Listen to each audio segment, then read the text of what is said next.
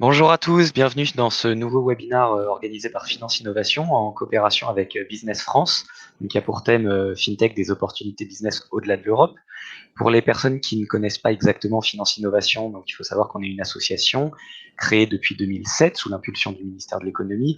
On compte aujourd'hui un peu plus de 600 membres, composés à 2 tiers par des startups FinTech, InsurTech et un tiers par des cabinets de conseil, grands comptes, investisseurs ou académiques.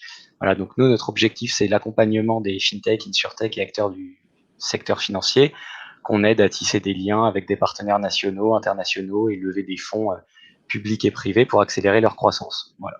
On est aujourd'hui très heureux de faire ce webinaire avec Business France, qui est un partenaire historique de Finance Innovation. Et je vais donc laisser la parole à Claire maintenant, qui va vous présenter l'événement et vous l'introduire. Merci beaucoup Clément pour cette introduction et bonjour à toutes et à tous pour être présents avec nous. Et effectivement, pour ce webinaire, nous allons aborder sous un angle différent, en tout cas on l'espère, 5 pays qui ont pour point commun d'être non européens effectivement.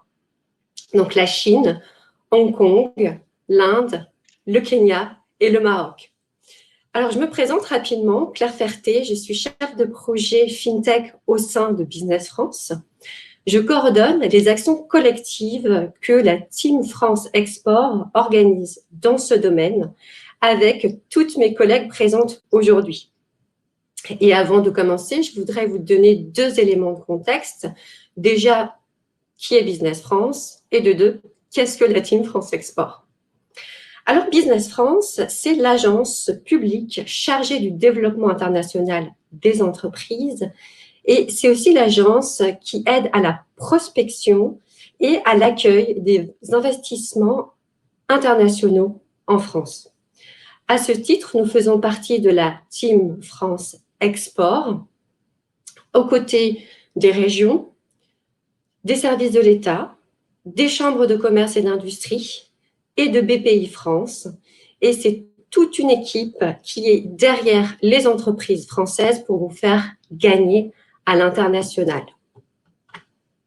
Mais c'est aussi et surtout plus de 1000 conseillers, conseillères en France et à l'étranger, avec 250 conseillers internationaux dans les régions qui sont là pour vous aider à construire votre plan à l'export.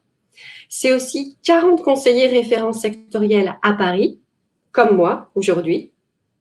Et enfin, près de 750 conseillers conseillères internationaux qui sont basés à l'étranger dans les bureaux Business France et également dans les chambres françaises de commerce à l'international.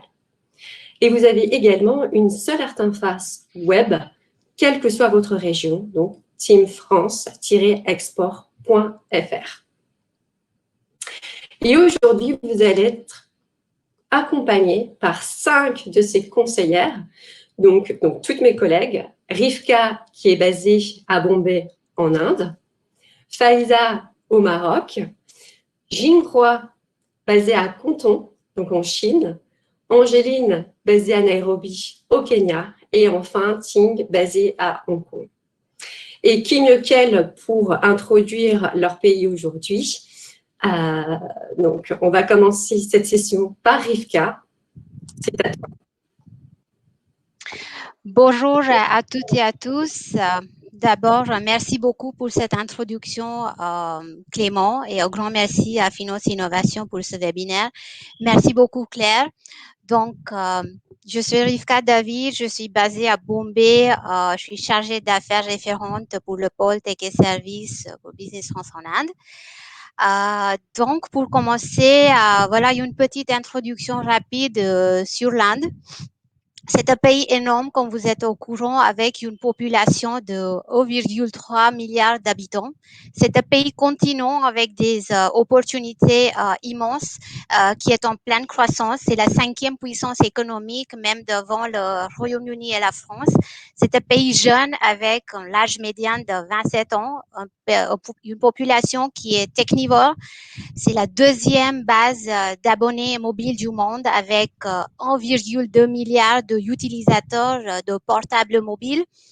Et c'est aussi la deuxième base d'abonnés Internet avec plus de 750 millions d'internautes. C'est le troisième écosystème de start-up du monde qui comprend plus de 40 000 startups avec plus de 10 000 qui sont dans la tech, plus de 35 licornes, même 12 ou 13 qui ont été même ajoutées en décembre 2020 avec plus de 350 incubateurs.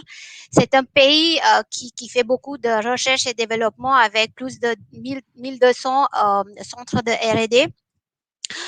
Juste un petit topo sur le nombre de banques dans le pays. On a 27 banques publiques, 21 banques privées, 45 banques étrangères privées. Les banques au niveau rural, nous avons 56 Regional Rural Banks et plus de 95 000 de banques coopératives qui se trouvent beaucoup comme des petites structures qui sont présentes, plus de 60% qui sont présentes dans les villes ou des zones ou dans les intérieurs, dans les villages, etc. Aussi des cartes de crédit qui sont en circulation, on a presque 60 millions et des cartes de débit presque 900 millions selon les données de la Banque centrale indienne qui s'appelle la Reserve Bank of India.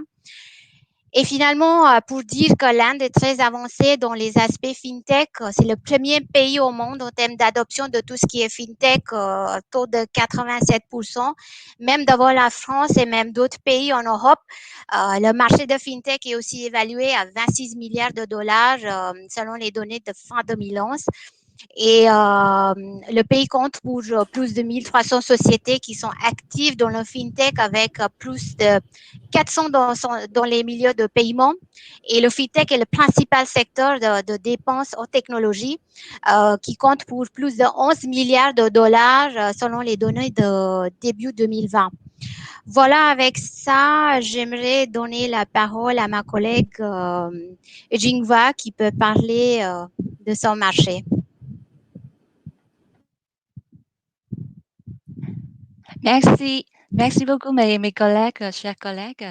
Donc, moi, je suis Jinghua, chargée d'affaires de Tech and Service basée à Guangdong, en Chine du Sud. Donc, comme vous le savez, en fait, la Chine est un grand pays, en termes de population, en termes d'économie aussi. Maintenant, la Chine se développe très, très vite en ce moment. Et dans le domaine de fintech aussi, aujourd'hui, la Chine, pour rattraper la différence entre les pays européens et États-Unis, donc la Chine maintenant gère beaucoup de leur rôle dans le domaine de fintech. Et là, dans ce slide, on va juste présenter simplement la taille de marché dans le domaine de bancaire.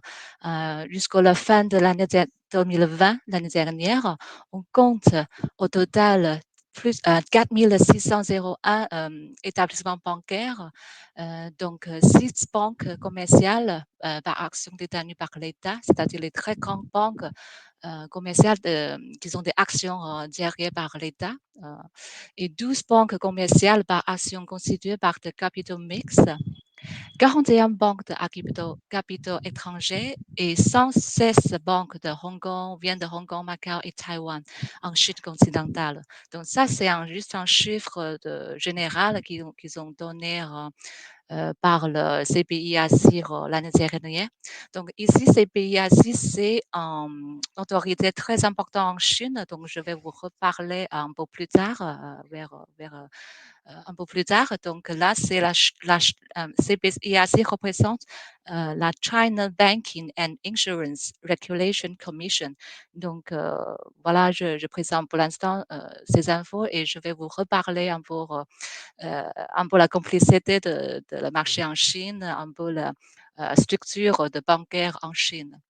Et maintenant, je donne ma parole à ma collègue à Hong Kong, Zhao Qing. Je vous laisse la parole. Merci. Bonjour à tous et tous. Merci beaucoup Jinghua, Clément et Claire pour l'organisation de ce séminaire. Donc, Hong Kong, fait partie de la Chine, mais c'est pas exactement la Chine. C'est un marché différent, c'est pourquoi on est à deux à présenter. Hong Kong est une ville extrêmement dynamique et depuis longtemps, le principal centre financière de la région en Asie. Donc, même dans Hong Kong aussi est une ville très connectée avec une population jusqu'à peu près 7,5 millions. Le taux de pénétration mobile à Hong Kong en 2020, c'est à 275%. Ça veut dire qu'un Hongkongais qui dispose quasiment 3 portables à chacun. Donc, les langues officielles de la ville est anglais et chinois. Donc, normalement, chacun parle à peu près 3 langues. Et aussi Hong Kong avec l'ancienne colonie de UK, il offre un cadre réglementaire assez transparent et fiable pour les différents secteurs. C'est pourquoi le secteur financier a beaucoup profité pour cet aspect et aujourd'hui compte plus de 20% du PIB. Et aujourd'hui, on compte à peu près 8 néobanques à Hong Kong, qui est le premier en Asie également. Donc, à Hong Kong, il se trouve aussi un centre pour les entreprises étrangères. Jusqu'à fin d'année, il se trouve plus de 9000 entreprises étrangères chinoises implantées dans la ville. Donc, parmi eux, il y a près de 100 bureaux régionaux, c'est monté par des entreprises françaises. Donc, je vous présente après un peu plus en détail les opportunités offertes par Hong Kong. Je passe la parole à Angéline. Merci beaucoup. Bonjour. Ouais. Oui. Bonjour et merci à tous. Donc, rapidement, le Kenya, c'est la première économie d'Afrique de l'Est qui a su diversifier son économie et développer une économie de services qui représente à peu près 45% de son PIB. Donc, le niveau de développement du Kenya, que ce soit en termes de transport, de médecine, d'éducation ou encore de financier, en font une plateforme régionale et voilà, une locomotive économique vraiment pour la région. Il a su très tôt développer des technologies numériques innovantes, comme par exemple le système de paiement mobile M-Pesa, qui est pionnier en la matière, qui a été lancé en 2007 et repris dans plusieurs pays d'Afrique, voilà, en Inde et en Europe. Voilà quelques chiffres pour vous présenter un peu le secteur. Donc on a un taux de bancarisation de 89%. Donc le Kenya qui est très bien classé en matière d'inclusion financière sur le continent africain, derrière les Seychelles et l'Afrique du Sud. Un taux de pénétration mobile de 62%, un chiffre qui peut paraître assez faible, mais qui est aussi dû au jeune âge de la population kenyane. C'est 80% de la population adulte qui possède un téléphone et si on prend le nombre de cartes SIM par rapport à la population, on est plutôt autour de 119%. Ensuite, le Kenya compte 39 banques. Les 9 premières banques du pays donc représentent 75% de parts de marché, donc un marché qui est assez concentré. Et enfin, il a la particularité que 6 des 9 premières banques sont à capitaux kényans, les autres étant, d'origine sud-africaine ou britannique. Je vais maintenant laisser la parole à ma collègue, Faiza pour qui va vous présenter les opportunités au Maroc. Merci Angéline, merci à Finance Innovation pour l'organisation de webinaire. Bonjour à toutes et à tous et merci à Claire. Donc pour le Maroc, donc à la confluence de l'Europe et de l'Afrique, effectivement, on est un petit pays de 35 millions d'habitants, mais très dynamique, puisque effectivement une population assez jeune, plus de 60% de la population a moins de 35 ans. Ce qui explique aussi le taux de pénétration mobile à 130%, c'est-à-dire que vous avez quasiment 2 smartphones plutôt par adulte, donc une population très très très connectée. Nous avons effectivement une économie très diversifiée avec une augmentation ces dernières années des services dans le PIB marocain. Au niveau du système bancaire, le taux de bancarisation est à 70%. Ce qu'il faut noter, c'est qu'il est en forte progression ces dernières années, puisque effectivement, traditionnellement, le Maroc était très peu bancarisé, mais depuis ces 10 dernières années, une évolution de 7% en moyenne par an. Donc en 2019, on dénombrait 24 banques sur le territoire marocain, dont 6 cotées en bourse et 5 participatives. Parmi ces banques, beaucoup sont nationales. Vous avez des grands groupes marocains, Tijari, BMCE, Banque Populaire, qui sont aussi très présents en Europe avec des sièges notamment en France, mais aussi pas mal de banques françaises bien implantées sur le territoire marocain. Ensuite, il y a eu vraiment une très forte progression et développement des sociétés de financement, près d'une quarantaine qui ont vu le jour. On vous l'expliquera tout à l'heure parce qu'effectivement, il y a eu une loi qui a permis effectivement ce développement-là. des banques offshore aussi qui sont présentes, 6, et puis ensuite, effectivement, des établissements de paiement, dont les opérateurs téléphoniques. Nous avons 3 opérateurs téléphoniques sur le territoire marocain et les 3 ont effectivement créé des solutions de paiement pour leurs clients. Tout ça pour dire qu'effectivement, le secteur est très dynamique et que la fintech au Maroc fait partie intégrante de la stratégie nationale économique marocaine. Voilà, merci à vous. Merci encore à toutes les 5 pour ce premier éclairage qui, je l'espère, va vous attirer pour la suite de ce webinaire. Donc, effectivement, ce sont, alors pour la plupart, des marchés assez lointains, à part évidemment pour le Maroc. Mais ce qui est important de noter, c'est que ces marchés véhiculent de nombreuses idées reçues, parfois qui sont très éloignées de la vérité, parfois qui sont tout à fait vraies, mais qui peuvent être également source d'opportunités. Et pour préparer ce webinaire, on a lancé un petit sondage sur LinkedIn avec cette question. Quand on vous dit Inde, Chine, Hong Kong, Kenya ou encore Maroc, pour vous, c'est un ou des marchés trop compliqués, trop différents, pas dans ma roadmap, ou j'y pense pour 2021. Et donc là, vous avez les résultats que j'ai copié-collé ce matin pour avoir les derniers chiffres. Et comme vous le voyez, on a 3 blocs. Donc le premier bloc, trop compliqué, trop différent, avec 36% de réponses, 30% pas dans ma roadmap, et enfin 33% qui y pensent pour 2021. Donc là, pas mal. Donc notre objectif avec la suite de cette présentation, c'est de vous ôter ces idées reçues de trop compliqué, trop différent, et surtout de faire en sorte que ces pays rentrent dans votre roadmap. Donc, on va commencer effectivement par le premier bloc, trop compliqué, trop différent. Donc, ça peut être un cadre légal trop complexe, un marché plus lent ou une perception de marché plus concurrentiel, des différences culturelles trop importantes selon les pays, des problèmes, la barrière de la langue ou le fait tout simplement qu'il soit lointain. Et donc, on va commencer effectivement avec Jinghua sur la présentation du marché chinois. Merci Claire. Donc, encore une fois, la Chine est un pays complexe, notamment le système de finances, on va dire, c'est assez particulier. Donc, afin de mieux comprendre ce système, il est intéressant de comprendre d'abord qui sont les décideurs derrière. Donc, voilà, vous voyez, on a un tableau qui présente les autorités centrales ainsi les autorités locales à travers ce petit tableau. Donc, il faut savoir qu'en Chine, le ministère des Finances n'a pas le rôle direct dans l'organisation du système bancaire. C'est plutôt ces 4 acteurs que je citais dans ce tableau qui gèrent les affaires associées. Par exemple, le premier, le plus important qu'on va dire, PBOC, qui représente the People's Bank of China. PBOC, on le représente comme la banque centrale de la Chine. Donc, c'est lui qui gère tout ce qui est la planification et la mise en œuvre de la politique monétaire de la Chine. Elle gère également tous les systèmes de convention, de paiement et de réglementation du secteur bancaire. Donc, c'est lui, on va dire, le Banque centrale de Chine. Ensuite, CBIRC. Donc, tout à l'heure, j'ai déjà utilisé leurs chiffres. Donc, c'est eux qu'on va considérer comme l'autorité de supervision et de régulation. Donc, il a le rôle de superviser tout ce qui est l'établissement bancaire et les activités commerciales liées aux institutions bancaires et d'assurance. Aussi, il prend des mesures d'application contre les violations de la réglementation.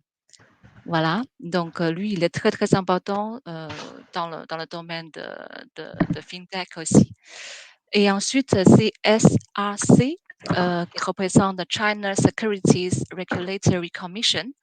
On va dire que c'est une institution publique de niveau ministériel. Il est directement placé sous l'autorité de Conseil d'État. Donc, c'est lui qui assurait le fonctionnement légal du marché des capitaux et c'est lui qui maintenir l'ordre sur le marché des valeurs mobilières en Chine. Voilà. À part ces trois acteurs, on a aussi le SAFE, qui représente State Administration of Foreign Exchange. Donc ça, lui, son rôle, c'est pour, bien sûr, gérer les opérations d'échange de monnaie, de l'administration des réserves de devises monétaires en Chine, de renforcer de la gestion des devises, aussi de maintenir la balance de paiements internationaux. Donc, vous voyez un peu ça, c'est eux qui sont des décideurs derrière.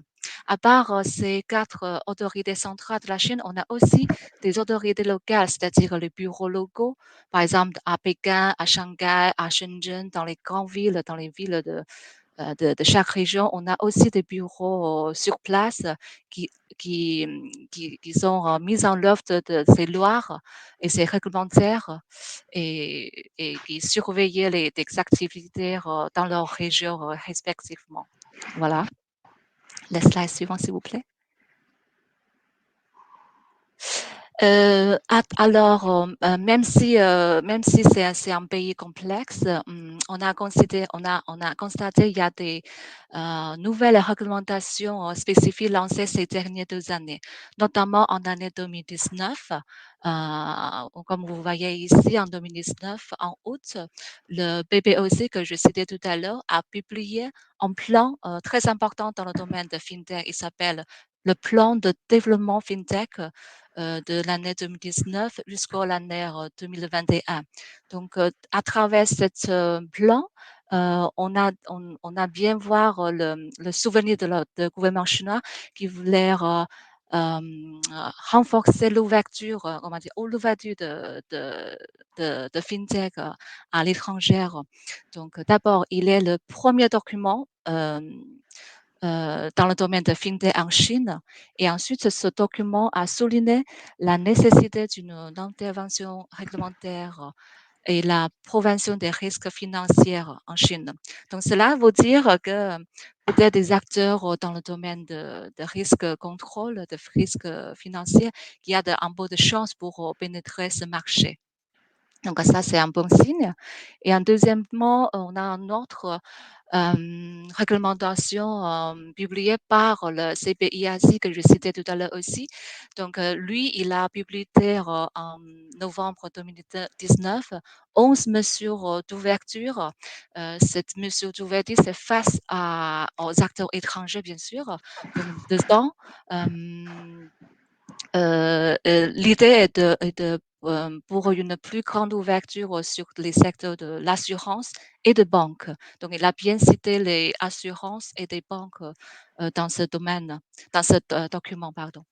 Et puis, à partir du 1er janvier 2020, l'année dernière, avant, on a des restrictions relatives à la proportion d'investissement étrangère dans les compagnies assurances ou dans les compagnies bancaires.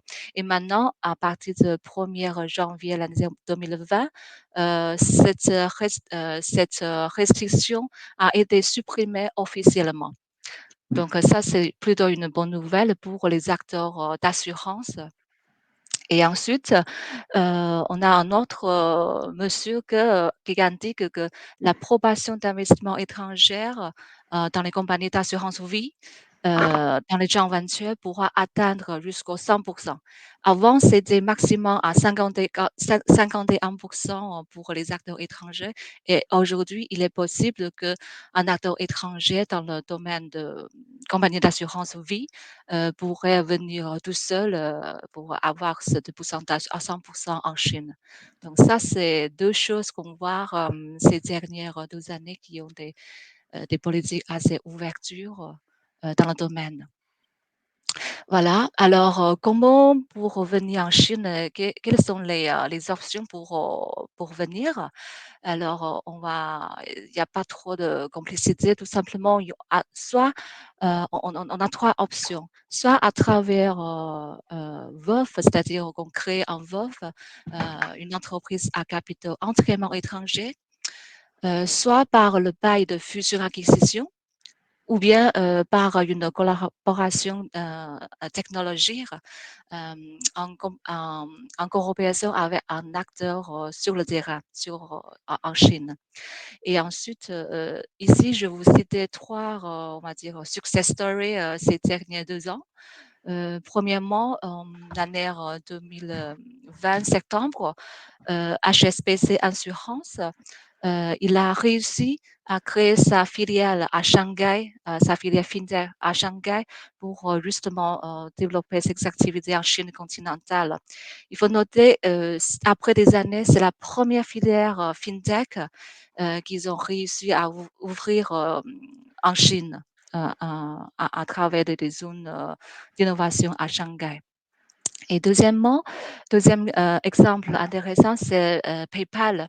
Tout récemment, cette année, en janvier, il a obtenu la licence pour PayPal pour jouer à travers son plateforme de paiement en Chine. Et c'est la seule entreprise étrangère jusqu'à aujourd'hui qui ont acquis le droit dans le domaine dans ce pays. Donc, lui, en fait, concrètement, il a travaillé auparavant avec GoPay Information Technology. Il est un acteur dans le paiement aussi, mais c'est un acteur chinois basé à Shanghai. Au tout début, ils ont coopéré ensemble et ensuite, ils ont acquis 70% pourcentage de cette entreprise. Et récemment, ils ont racheté le reste 30% et maintenant il a détenu à 100%. Donc, c'est un cas concret touchant. Et au final, un troisième exemple aussi dans le payment tech, c'est l'acteur Adyen. Vous savez, c'est une société néerlandaise, une licorne néerlandaise très connue. Et lui, il a aussi travaillé avec Alipay. Il a créé des coopérations à travers Alipay pour justement que Alipay pourrait comment dire, bénéficier les consommateurs chinois pour réaliser leurs paiements à l'étranger. Et aussi, Adyen, ensuite de cette coopération avec Alipay, il a aussi travaillé avec China Union Pay ainsi WeChat Pay en Chine. Voilà ces trois exemples récemment. Merci beaucoup, Jinghua. Ça me montre effectivement que des entreprises européennes peuvent désormais s'installer en Chine à 100% sans avoir de partenaires chinois. Et ça montre également que des gros acteurs comme Alipay ont aussi besoin de solutions en dehors de solutions uniquement chinoises. Donc, il y a aussi de la place pour tout le monde. Donc là, on voit qu'effectivement, la Chine s'ouvre et que malgré cette complexité, des acteurs peuvent s'y implanter. Et on voudrait aussi voir avec Rivka comment ça se passe donc, sur ce point côté de l'Inde. Merci Claire. Donc, côté l'Inde, je vais aborder sur ces sujets en commençant par une notion qui est le cadre légal qui est très complexe et compliqué en Inde. Tout d'abord, l'Inde, c'est une justice indépendante. C'est ouvert aux investissements directs étrangers dans la plupart des secteurs d'activité et la preuve étant plus de 600 sociétés françaises qui sont déjà implantées, qui ont choisi l'Inde pour être présentes. La propriété intellectuelle qui est très bien protégée. J'aimerais aussi mettre en avant un fait marquant qui est très important et qui est suivi par tous les Indiens, comme cela touche leur vie personnelle et professionnelle. Ce sont les budgets annuels qui sont annoncés par le gouvernement central chaque année. Donc, le budget de l'Union, de l'État financier annuel consiste compte vraiment détaillé de toutes les recettes et aussi les dépenses du gouvernement pour un exercice particulier. Donc, en Inde, c'est à partir du 1er avril jusqu'au 31 mars. Les budgets peuvent avoir un impact direct ou même indirect sur les différentes industries avec des changements dans les réglementations, les politiques des idéaux, les régulations, etc. Mais ce n'est pas dans le cas de tout ce qui est les fintech. Après, comme vu comme obstacle, ce sont les différences culturelles. Je dirais les différences culturelles sont moins marquées dans le milieu des affaires que dans la vie quotidienne. C'est nécessaire aussi de prendre le temps pour vraiment comprendre les spécificités locales et aussi de s'adapter. La différence culturelle, quand je dis, c'est plutôt la culture de faire du business en Inde et la culture de faire des négociations qui peut être très compétitive. Les Indiens souhaitent avoir des concessions qui négocient très fort, c'est dans leur ADN, et le marché étant très, très sensible au prix. Cela peut être parfois un peu frustrant pour des sociétés étrangères, les sociétés françaises. Pourquoi? Parce qu'ils ne connaissent pas les règles du jeu de négocier, de faire des négociations en Inde. Une fois qu'ils arrivent à décoder ces règles, ils arrivent non pas à signer les premiers contrats, mais aussi gagner d'autres et travailler très efficacement. Donc, pour réussir, il est nécessaire de prospecter le terrain avec une vision à long terme, à moyen ou long terme, qui laisse le temps vraiment de comprendre le marché et de tisser un réseau efficace. J'aimerais ajouter qu'il est nécessaire de continuer aussi à communiquer très régulièrement avec vos partenaires ou clients indiens, qui est perçu comme une marque d'intérêt et d'engagement qui est très ferme et fort pour se développer ici. Voilà. Pardon. Vas-y, Claire. Non, j'allais justement dire, je pense que côté Maroc et même peut-être côté Kenya, la négociation doit aussi être… Oui, c'est vrai que nos marchés, en tout cas moi, pour le Maroc, le marché est un marché de prix, hein, effectivement, même si l'expertise est valorisée. On a effectivement toujours ce frein majeur qui est la négociation, le prix. Et c'est vrai que pour un Européen, quand il arrive sur le marché marocain, il s'y attend pas parce qu'il se dit forcément expert dans son domaine ou dans une niche. Et puis, il pense pas que dans le rendez-vous d'affaires, il va y avoir effectivement tout de suite négociation. Donc, il faut s'y attendre, il faut s'y préparer. Juste pour rebondir sur effectivement la slide de la complexité des différences, on a souvent tendance à penser qu'au Maroc, le système bancaire n'est pas encore bien ficelé ou alors qu'il est trop complexe, alors qu'il y a effectivement il y a un vrai système bancaire et il y a un vrai développement ces dernières années. La seule chose, c'est qu'effectivement au Maroc, c'est un marché récent. Nous, la loi bancaire, hein, elle date que de 2015 hein, concernant la monnaie électronique comme nouveau moyen de paiement. Donc, c'est, on va dire, assez récent par rapport à d'autres pays asiatiques. Mais depuis, il y a eu vraiment une vraie évolution. Et justement, le système, c'est un peu calqué sur ce qui se passe un peu en Europe. La Banque Al Maghreb, hein, qui est notre banque nationale, a beaucoup travaillé en coopération avec l'ANRT, hein, l'Agence nationale de régulation des télécommunications, pour sortir tous les décrets et pour lancer officiellement cette solution nationale de paiement mobile au Maroc qui permet du coup la création effectivement de structures et qui permet un développement des fintech sur place. Et seulement depuis 2020, nous avons l'interopérabilité entre des différents acteurs du paiement mobile. Donc voilà. Par contre, en termes de différence, le point, on va dire, le préjugé qu'on a souvent, c'est qu'on pense que tout est écrit en arabe et que ça va être compliqué en termes de langue pour suivre les choses très techniques au niveau du système bancaire, alors que non, au Maroc, la langue française est une langue officielle des affaires et dans le système bancaire, en tout cas, tout est rédigé en français. Donc, c'est vraiment voilà, un préjugé que je voulais découdre aujourd'hui. Alors, merci beaucoup.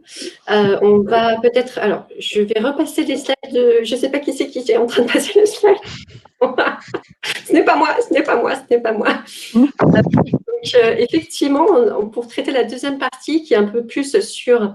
Pas dans ma roadmap, parce que souvent, un pays n'est pas dans sa roadmap parce qu'on ne le connaît pas ou qu'on ne le connaît pas bien. Et donc, justement, Faiza avait commencé sur le système pas performant, mais en fait, on voit que depuis 2018, effectivement, vous avez des lois qui sont là pour permettre justement ce paiement mobile. Et on a vu la création de près de 22 acteurs, des acteurs du paiement, donc ce qui est assez extraordinaire en 3 ans.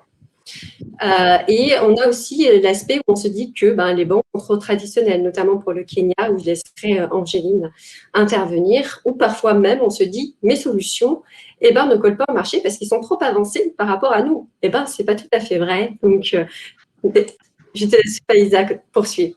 Alors oui, effectivement. Alors, la loi est sortie en 2015, mais je veux quand même préciser que depuis les années 90, il y a eu une vraie réforme du système bancaire au Maroc qui a permis d'avoir un système financier très libéral et très moderne, à l'instar de ce qu'on peut connaître en Occident. Après, c'est vrai qu'on a attendu très longtemps pour avoir cette éclosion du système de paiement mobile. Ça a eu c'était 2 objectifs principaux que le Maroc souhaitait. C'était déjà d'atteindre toute une population rurale qui n'était pas forcément accessible et à moindre coût. Et puis, c'était aussi pour élargir tout ce qui est gamme de produits et de services. Donc ça a été très important. Et comme vous pouvez le voir sur cette slide-là, en 2018, du coup, dès qu'il y a eu cette loi, il y a eu effectivement une éclosion de fintech, mais pas seulement, puisque les opérateurs télécoms qui étaient très demandeurs aussi ont pu effectivement développer leurs propres solutions. Et puis, les banques aussi ont développé aussi leurs propres filiales. Vous voyez Wafa Cash, qui est une filiale de la banque Attijari Wafa, mais vous avez aussi le centre monétique interbancaire. Voilà, donc il y a vraiment eu la place pour tout le monde et c'est ce qui est assez intéressant dans ce marché-là. Le marché est très dynamique et comme vous l'avez pu voir tout à l'heure, comme c'est une population très connectée, ça a tout de suite pris. Au jour d'aujourd'hui, vous êtes au fin fond du Sahara, vous avez les Marocains qui peuvent payer leurs factures d'électricité ou d'eau directement depuis leur smartphone. Et ça a vraiment été on va dire une révolution au Maroc. Ça a vraiment changé les mentalités et fait évoluer énormément la bancarisation, mais aussi beaucoup la mentalité des Marocains qui étaient plutôt traditionnelle, c'est vrai, mais beaucoup moins ces dernières années. Et donc là, vous pouvez voir qu'en 2020, ça continue et on est effectivement très demandeur de solutions. On vous présentera les opportunités tout à l'heure. Merci beaucoup. Donc, Angéline, pour le côté Kenya, s'il te plaît. Oui, merci beaucoup. Alors effectivement, pour rebondir un peu sur ce qui a été dit, le Kenya est également un marché très concurrentiel, notamment avec une forte présence chinoise, une diaspora indienne et des grands groupes anglo-saxons qui sont très présents. C'est aussi un marché où il faut, du coup pas mal négocier parce qu'effectivement il y a beaucoup de concurrence, mais il y a aussi une recherche de qualité, une recherche de services, très spécialisés.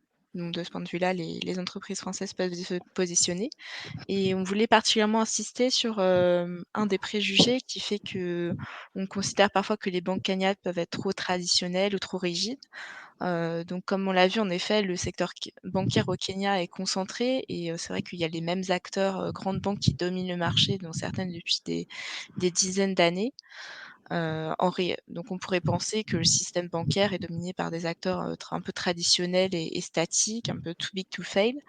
En réalité, les banques doivent être dynamiques car il y a une forte concurrence. On a vu qu'il y avait 39 banques et pour illustrer le dynamisme des banques kenyanes, on peut par exemple citer, les activités de KCB, Kenyan Central Bank, qui est la première banque kenyane au Kenya, du coup. Qui a des activités en Ouganda, en Tanzanie, au Rwanda, donc au Burundi et au Soudan du Sud, donc une des plus vieilles institutions dans la région, mais avec une forte croissance dans ses activités régionales, donc assez dynamique, qui a su nouer des partenariats avec l'opérateur mobile Safaricom dans tout ce qui est paiement mobile. Il y a des nouveaux acteurs internationaux qui ont fait leur entrée sur le marché kényan, comme la banque mauricienne SMB, qui est entrée sur le marché kényan en 2017 à travers l'acquisition de la Fidelity Commercial Bank. On a également un écosystème qui favorise l'innovation avec plus de 150 fintech, un cadre juridique favorable, donc c'est effectivement loin d'être un marché rigide, mais au contraire un marché dynamique et qui sait intégrer de nouveaux acteurs. Merci beaucoup, Angéline. Alors, je vois que le temps passe, donc on va passer directement aux opportunités qui ont été détectées par nos collègues donc, dans chacun de leurs pays. Et on va commencer donc par l'Inde avec Rivka. Parfait. Merci, merci beaucoup, Claire. Donc, avant que j'explique un peu plus sur ces sociétés, les banques indiennes et les intégrateurs informatiques indiennes que Business France travaille très étroitement avec, j'aimerais juste parler un petit peu sur les faits marquants qui ont traduit le marché complètement mature et avancé dans tout ce qui est le fintech. Donc, la première, c'est la démonétisation qui a été annoncée par le gouvernement indien le 8 novembre 2016. Et l'objectif de ça était de lutter contre la black money, les billets contrefaits et aussi augmenter les prélèvements fiscaux. Et finalement, pour développer les moyens de paiement non-cash, tout ce qui est électronique, les transferts électroniques, les mobile wallets, transactions sur mobile, etc. Le deuxième fait marquant était le gouvernement a du coup mis en place les diverses initiatives comme Invest in India, Make in India, etc. Mais une qui a été très importante dans le milieu fintech était Digital India. Pour encourager l'e-commerce et l'utilisation d'Internet en général. Et aussi, ils ont lancé une interface de paiement qui s'appelle UPI, le Unified Payment Interface, qui a été lancée par la Reserve Bank of India, qui est la banque centrale indienne, pour accélérer du coup le secteur. La troisième, qui est le Aadhaar, qui est le numéro d'identité unique, qui est le plus grand système d'identification biométrique au monde. Une pièce d'identité qui est extrêmement importante, obligatoire et qui est liée avec le compte bancaire de chaque Indien, les autorités fiscales et aussi comme preuve de résidence dans le pays. Donc, avec ça, je vais vous parler un petit peu sur les besoins technologiques que Business France avait identifiés auprès de quelques banques indiennes. State Bank of India, qui est le plus grande banque publique indienne, et ICICI Bank et Kotak Mahindra Bank côté privé. L'idée pour nous était de comprendre quels sont leurs besoins au niveau technologique. Et voilà, côté fintech, on avait les trois banques qui ont parlé sur les technos pour augmenter les revenus, améliorer l'expérience client, les prêts numériques, wealth management, la blockchain, le gouvernement indien qui croit beaucoup dans tout ce qui est la blockchain, surtout dans le milieu finance. Les investissements, les technologies qui touchent les ressources humaines, marketing, même les cartes, les solutions de paiement numérique digital qui sont innovantes, gestion des risques, gestion de tout ce qui est le Know Your Customer, KYC en digital, video banking, les technologies vocales, etc. Côté cybersécurité, on a eu ICICI Bank et Kotak Mahindra Bank qui ont parlé des technologies innovantes dans la détection et prévention de la fraude et aussi dans la gestion des risques, tout ce qui était P2P ou P2M, person to merchant payment ou person to person. Après, IoT qui était très demandé et à la mode et qui peut contribuer à la gestion sécurisée des paiements et aussi l'échange d'informations pour rendre le secteur bancaire très efficace. Toutes ces banques ont aussi mis en place certaines API aux startups. Après, Business France est aussi en contact avec des cellules innovation au sein de ces banques et aussi les Chief Technology Officers qui sont très intéressés par les technologies françaises dans ce milieu. Ensuite, nous avons aussi contacté les plus grands SS2I indiennes, les intégrateurs informatiques comme HCL, Wipro, les deux filiales de Tata qui sont Tata Consultancy Services et Tata Communications et également Infosys. Ce sont les intégrateurs qui possèdent une très forte présence non seulement en Inde mais aussi partout dans le monde, sont présents dans plus de 40 ou 50 pays. Donc, une mise en relation avec ces sociétés si les sociétés françaises rentrent bien dans les critères qui sont bien définis et si vos solutions collent bien avec les besoins de leurs clients, ça peut vous ouvrir des opportunités non seulement en Inde, mais aussi partout dans le monde. Donc, quelques critères technologiques cités par tous ces intégrateurs. La solution française devrait être testée avec une présence sur cloud, avec une architecture qui est ouverte.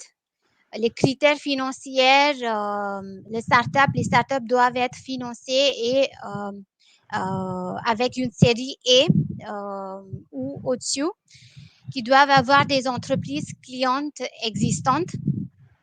D'autres critères, d'avoir des use cases spécifiques à l'industrie, des cas d'utilisation à produire et les startups doivent avoir aussi des entreprises clientes au minimum. Donc, ce sont des critères qui sont tout à fait flexibles s'il envisage s'il y a un startup qui offre une technologie qui est très innovante et disruptive. Donc, ce sont les acteurs que Business France a aussi contactés pour nos business meetings que nous sommes en train d'organiser fin mai jusqu'à mi-juin, que Claire va peut-être parler un peu plus en détail plus tard. Donc voilà, merci de ma part. Merci beaucoup Rivka. Et donc, le plus dur, les opportunités à Hong Kong et en Chine. Non, ça va être très facile. Oui, merci beaucoup Claire. Donc, si quand vous voyez ce slide, j'ai mis d'abord des logos des boîtes françaises, peut-être que vous connaissez bien. Il y a Léger, Shift Technology, Chèque, Canada. Dans le cybersécurité, on voit iTracing, Alcy et Famco. Donc, ce sont des startups que la plupart que Business France accompagne dans les dernières années. Et surtout que moi-même, j'ai l'opportunité de travailler aussi avec Finance Innovation depuis 2013 sur des différentes missions collectives ou individuelles organisées à Hong Kong. Donc, de mes propres expériences, je souhaite partager avec vous. Parce qu'au début, moi-même, j'ai des préjugés pour le marché Hong Kong. On pense que peut-être que c'est assez petit, c'est assez limité. On a tout ce qu'il faut, tous les actes présents. Aussi que peut-être que les acteurs chinois ou internationaux sont tous ont déjà pris la part de marché. Mais en fait, de nos différentes missions organisées autour des années, on a trouvé pas mal de très belles surprises. Par exemple, pour le cas d'Alcy, c'était fait une prospection en 2018. 6 mois après, ils sont bien installés sur Hong Kong. Donc, je me souviens le jour qu'ils sont sur l'exposition de cybersécurité et fintech. Même pas de temps de pour manger ou on prend le déjeuner et en mangeant et parler avec des boîtes hongkongaises sur le site. Donc, aussi, c'est le même cas pour iChasing, et qui sont aussi corrompants en France succès à Hong Kong. Comme vous avez vu, on a pas mal d'entreprises françaises ou banques déjà installées comme Natixis, AXA, Société Générale ou Crédit Agricole. Ces banques françaises sont tous disposent leur propre programme accélération, aussi qu'ils sont des labs innovation bien installés à Hong Kong. Donc, ils sont toujours très à la recherche, surtout des boîtes européennes qui souhaitent participer dans leur programme. Donc, on trouve aussi qu'il y a un soutien très fort par rapport au secteur privé. Deuxièmement, c'est aussi qu'on voit une tendance un peu plus favorable pour FinTech à Hong Kong, c'est que aussi par rapport à la Covid. Bien sûr, Covid, ça nous pose un peu beaucoup d'impact négatifs. Par exemple, porter le masque toute l'année et aussi que séparer de nos familles ou des amis. Mais néanmoins, cependant, ça porte aussi un impact positif pour le développement de FinTech à Hong Kong. On voit depuis 2019, il y a 8 néobanques en opération jusqu'à maintenant.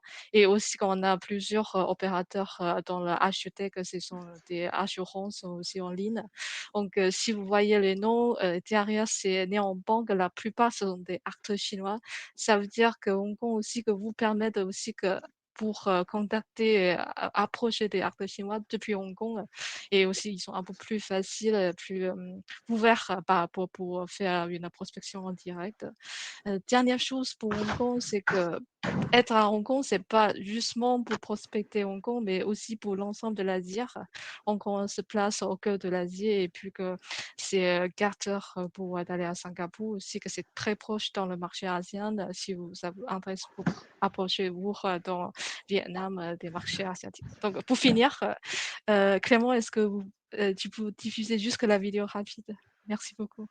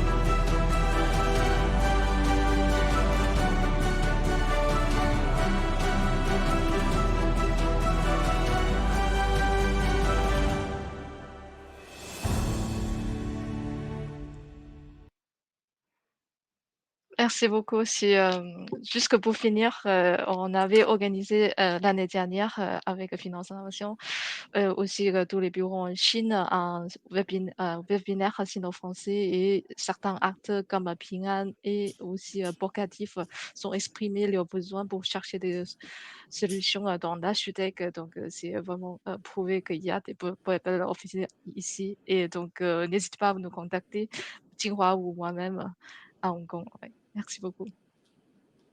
Merci beaucoup. Et puis, donc, on a tout l'aspect technologique avec même le QR code à la fin de la, de la vidéo. Donc, très bien. On a tous maintenant envie d'aller à Hong Kong. Et on va passer maintenant, effectivement, au Maroc. Oui, bah, très rapidement, hein, parce que le temps tourne, mais effectivement, de nombreuses opportunités. Comme je vous le disais tout à l'heure, c'est un marché récent avec effectivement une population très connectée. Donc, il y a encore beaucoup, beaucoup de choses à faire au Maroc. Nous, on a interrogé effectivement les principaux donneurs d'ordre. Donc, ils ont besoin principalement de tout ce qui est open banking, tout ce qui est sécurisation des transferts d'argent, tout ce qui est sécurité informatique, tout ce qui est identification mobile du personnel, tout ce qui est plateforme technologique sécurisée. Protection des données, tout ce qui est audit, conseil. En cybersécurité, il y a encore énormément d'opportunités puisque le Maroc a été cyberattaqué des millions de fois cette année 2020 et 2021. Donc vraiment, c'est un marché très récent, mais encore avec beaucoup, beaucoup de choses à faire et donc une nécessité pour les fintech françaises de venir se positionner avant que d'autres concurrents, effectivement, s'approchent de près voilà, du marché marocain. Voilà, très rapidement, puis je préfère laisser un peu de temps pour effectivement les échanges. Oui, bien sûr. D'ailleurs, n'hésitez pas à les poser si vous en avez dans le chat. On les traite juste après l'intervention d'Angéline. Oui, donc effectivement, rapidement pour laisser le temps aux questions. Donc le Kenya, effectivement, les grands comptes kenyans sont à la recherche de technologies pour digitaliser leurs services. Donc voilà, tout ce qui est technologie pour augmenter les revenus, améliorer l'expérience client, digitalisation des procédures Know Your Consumer, tout ce qui est technologie liée à l'intelligence artificielle, le big data, les online check clearance system. Tout ce qui est question d'accessibilité, permettre par exemple, aux clients de s'enregistrer en ligne tout en respectant la réglementation, c'est des problématiques qui vont intéresser les banques kenyanes. De même que la cybersécurité qui est assez présente au Kenya. Donc les banques sont preneurs, de technologies innovantes pour détection de la fraude, heu, adaptées également au paiement mobile, sur la sécurité des transactions et en particulier pour, les SACO, coopération, d'épargne et de crédit. On a des acteurs français qui sont peu nombreux encore, mais qui commencent à être présents au Kenya, qui se développent, de plus en plus. Et je vais également présenter brièvement, l'Éthiopie. Voilà, on a dit, le Kenya est une locomotive économique pour l'Afrique de l'Est et l'Éthiopie fait aussi partie de l'Afrique de l'Est et un marché, influencé par le dynamisme kényan. C'est un marché de grande taille avec 110 millions d'habitants, une population jeune qui s'urbanise rapidement, une constitution de classe moyenne, mais un taux de bancarisation qui reste faible, donc une marge encore importante et ouais, des opportunités, en particulier en termes d'e-banking, pour ce qui est core banking, développement de technologies, de services bancaires électroniques, des technologies pour améliorer les performances et les relations avec les clients, des réductions de coûts de transaction, interopérabilité. Donc un secteur qui se libéralise, et qui permet, l'arrivée potentielle d'investisseurs et de banques étrangères et néobanques, même si ça reste encore, un écosystème, émergent. Voilà, si je peux dire ça comme ça. On t'entend pas, Claire. Ah oui, désolée. Excusez-moi, je me suis coupé le micro. Que quelqu'un souhaite poser une question, mais ne finit pas sa question. Donc, surtout, n'hésitez pas, on est là toutes pour vous aider. Donc, comme on l'a dit, la Team France Export est là pour vous aider à aller à l'international. Donc, sur des marchés complexes comme peuvent l'être la Chine, l'Inde, par exemple, ou des marchés assez jeunes comme le Maroc. Donc, n'hésitez pas, surtout si vous avez des questions. Moi, je peux enchaîner juste sur un point qui est important pour vous de connaître, c'est que l'État a mis en place pour vous aider cette année à aller à l'export, le plan de relance export. Vous savez que vous avez le plan de relance général et dans ce plan, vous avez un plan qui est dédié totalement à l'export avec des leviers simples qui sont des chèques. Les chèques relance export qui sont là pour vous aider à financer votre départ à l'international avec des chèques qui partent de 1 500 € jusqu'à 2 500 €. Et en tant qu'entreprise PME ETI, vous avez 4 chèques à votre disposition pour financer votre envie d'aller à l'export. Donc, vous pouvez les utiliser pour des prestations individuelles pour vous tout seul ou pour partir sur des prestations collectives. Et vous avez également le chèque VIE qui a été mis en place donc, au début de l'année, au mois de janvier, qui permet donc d'obtenir 5 000 € 2 fois pour envoyer des VIE à l'international. Donc, surtout, n'hésitez pas à les utiliser. Et donc, là, je ne vois toujours pas de questions, même si j'ai laissé le temps d'écrire les questions. Donc, ce que je voudrais vous dire aussi, c'est qu'on a une programmation FinTech pour vous aider à aller à l'international. Donc, comme vous le voyez, avec l'Inde, le Maroc, Hong Kong, Chine, l'Afrique de l'Est également, donc avec le Kenya et l'Éthiopie. Mais nous sommes également présents sur des actions en Europe. Et à la fin de l'année, vous avez également Singapour. Donc, on est toutes là pour vous aider. Donc, si vous avez des questions, n'hésitez pas. Vous avez ici les coordonnées de Rivka, Faiza, Ting, d'Angéline également. Les liens si vous voulez retrouver toutes les missions que l'on organise.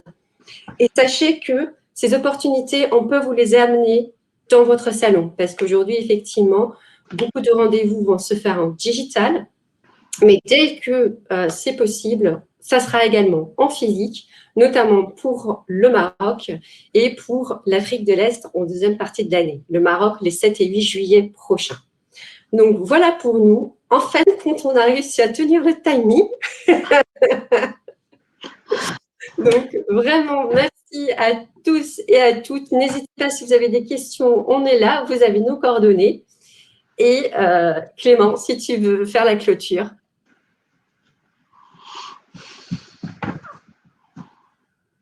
Merci beaucoup, Claire. Bah, écoute, ça semble avoir été précis pour tout le monde, vu qu'il n'y a pas de questions et c'est parfait comme ça. Le timing a été impeccablement respecté. Donc, pour rappel, l'intégralité du webinaire sera disponible sur notre chaîne YouTube.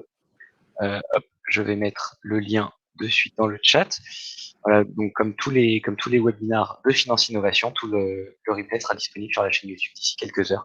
Un grand merci Claire, un grand merci à tous les intervenants qui ont accepté l'invitation aujourd'hui. Et si c'est bon, je vous souhaite du coup à tous une excellente journée. Merci à toi. Bonne journée. Merci à tous. Bonne journée. Bonne journée à Très tous. bonne journée. Au revoir. Au revoir. Au revoir. Au revoir. Au revoir. Merci. Au revoir.